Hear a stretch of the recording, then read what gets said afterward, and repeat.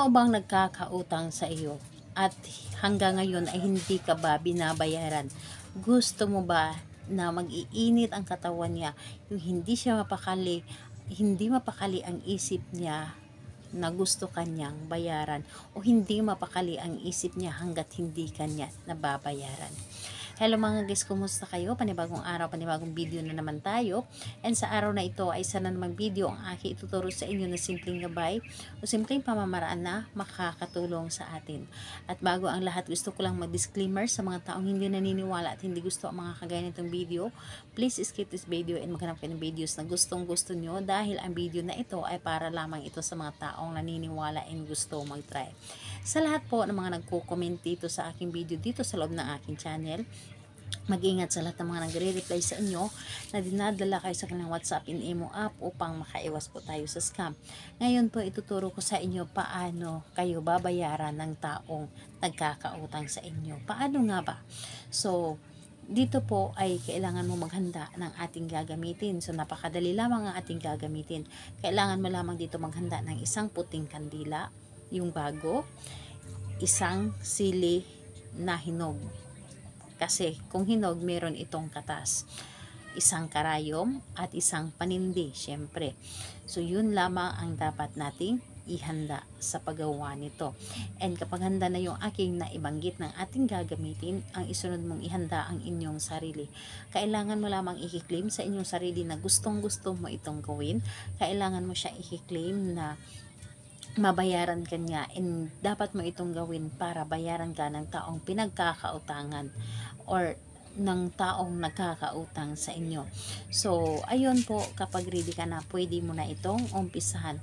Ang gagawin mo lamang dito, napakadali lamang. Dito sa isang kandila, galing dito sa itaas, isulat mo dito ang kanyang kabuuhang pangalan. Pangalan niya at apelyido. Galing dito sa itaas, pababa.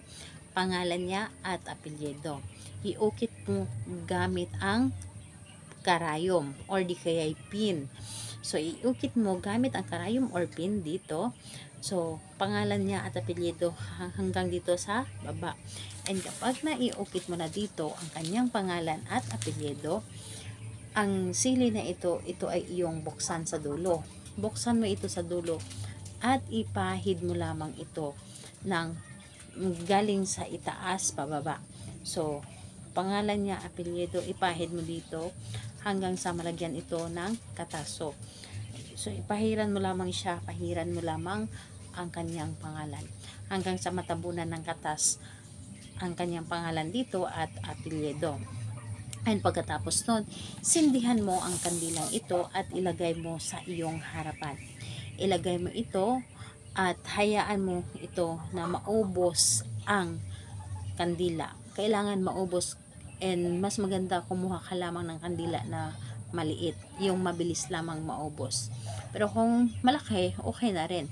So, habang nakaapoy ito or nakasindi ang kandilang ito, na hinahayaan mo or hinihintay mo na maubos ito, paulit-ulit kang humiling. Tawagin mo ang pangalan at apelyido ng taong ginawan mo or nagkakautang sa inyo. Sabihin mo dito na hindi mapakali ang isip mo dahil gusto mo akong bayaran.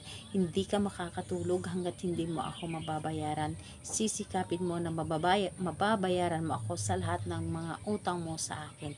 Sisikapin mo na hindi maging masakit ang ulo ko sa pagsisingil sa inyo. Lahat na sabihin mo dito, hilingin mo na positive ka dapat. At wag mong hayaan na magiging negative ang isip mo. Dapat po ay positive yung mga hinihiling mo dito. And ayun po, kapag naubos na ito, hayaan mo ito na matuyo yung wax ng kandila, 'di ba?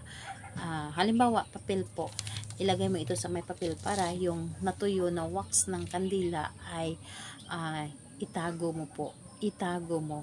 Ilagay mo sa iyong mesa or doon sa inyong Jora box or sa may drawer. Itago mo lamang ito. and dapat positive ka, and wag na wag mong hayaan na magiging negative ka. Isipin mo na babayaran ka ng taong ito. So gawin lamang ito sa araw ng Tuesday and Friday. So kahit anong oras naman pwede po. So ayun po, salamat po sa inyo. Bye bye everyone. God bless us all.